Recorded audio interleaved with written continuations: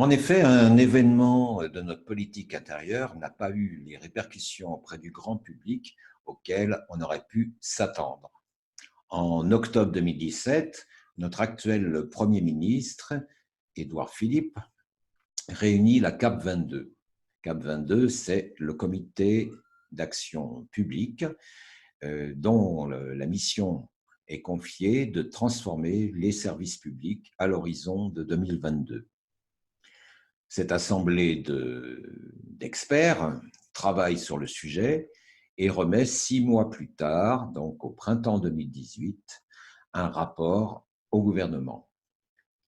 En pleine crise sociale, le gouvernement ne divulgue pas ce rapport et c'est une fuite en fait d'un syndicat en juillet 2018 qui permet la parution du rapport, des 150 pages du rapport dans la presse.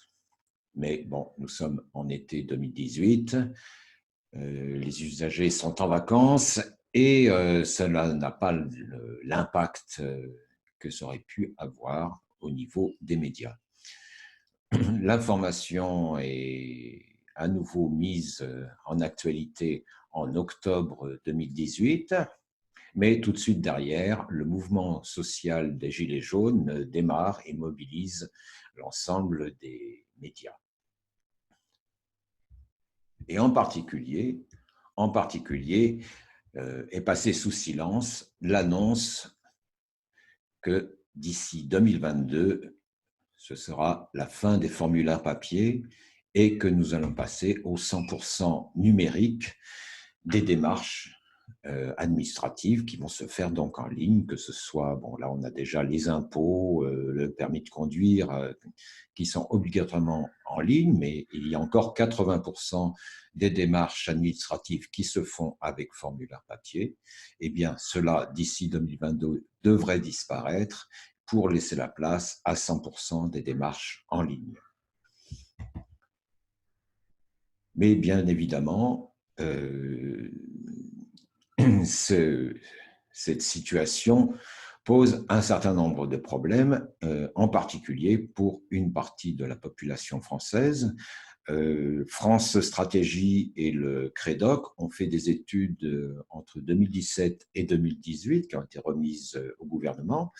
Dans ces études, il est fait état qu'un quart de la population française en âge d'utiliser le numérique, donc de plus de 18 ans, n'est pas du tout à l'aise avec l'outil numérique.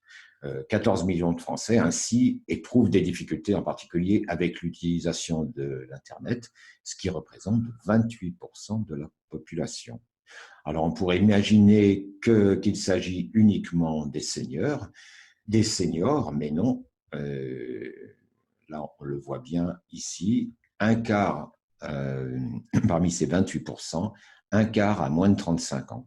Car si les jeunes ont des facilités pour aller sur Facebook et dans les réseaux sociaux, ce n'est pas pour autant qu'ils ont des facilités pour réaliser des démarches administratives en ligne. Donc, cette fracture numérique risque d'accentuer la fracture sociale et il est plus que temps de trouver des solutions pour que cette situation n'aggrave pas l'aspect forclusion donc d'une partie de la population. Suite au risque d'aggravation de la fracture sociale, un certain nombre de mesures ont été prévues par le gouvernement, en particulier la création d'un pass numérique de 10 ou 20 heures de formation pour les plus en difficulté, la mise en place de Hub France Connecté pour fédérer les acteurs du numérique, les territoires à l'échelle locale. Également, un plan de formation pour les aidants du numérique, donc pour tous les bénévoles qui aident dans les ateliers numériques. La création de 300 maisons France Service qui regroupent les services polyvalents de l'État, les services publics et des collectivités locales. Et enfin, le plan accessibilité téléphonique des administrations pour faciliter l'accès par téléphone de ces services publics. Le problème, c'est que toutes ces mesures ne remportent pas beaucoup de succès, car selon le Crédoc et viepublique.fr, seulement 1% des usagers s'y intéressent et les utilisent. C'est ce contexte d'urgence qui a motivé la création de la formation SOS Paperasse en ligne.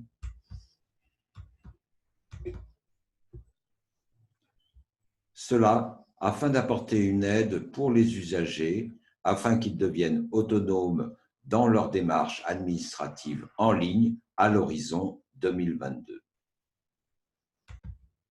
Un livret de 14 pages présentant la formation est en téléchargement libre en cliquant sur ce lien en amont de cette présentation ou sous la vidéo.